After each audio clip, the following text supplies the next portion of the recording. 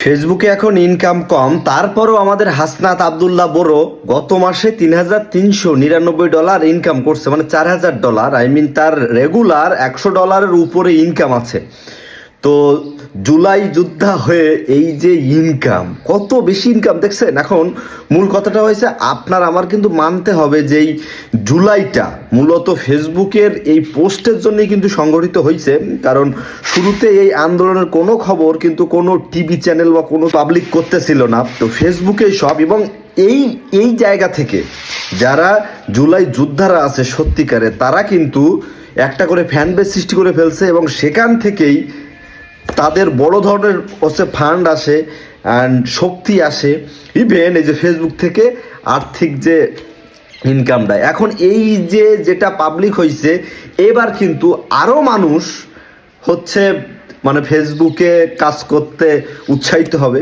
Already ফেসবুকের income চলে গেছে, এখন যদি সেলিব্রিটিরা যারা অনেক বড়, তাদের এই $3,000-4,000 হচ্ছে আর্নিং আছে, কিন্তু ওই সময় যদি থাকতো তাহলে এইটা হয়তো $15,000-20,000। ঠিক আছে, কিন্তু এই সবাই যে মনে করতেছেন যে ফেসবুক থেকে প্রচুর ইনকাম, সত্যিকার অর্থে যারা মানে যাদের অনেক বড় পেজ তারা ছাড়া এই সময়ে এখন ভালো কিছু হচ্ছে না।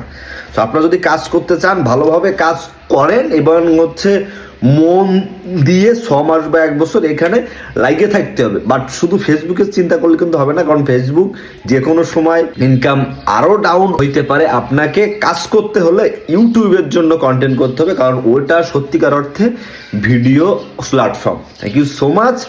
সবাই বেশি বেশি কাজ করুন, বেশি বেশি আর্ন করুন, বাট কাজ একটা ছেড়ে কখনো এইখানে আসবেন না। কারণ এখানে যারা বড় হয়েছে আগে থেকে, তাদের একটা জায়গা কিন্তু আছে, কিন্তু আপনাকে এখানে আসতে হলে জায়গা তৈরি করতে হবে। আর তৈরি করতে হলে হিউজ পরিমাণ ভিউ পাইলেও আপনি আগের মতো টাকা পাবেন না। Thank you so much, bye by.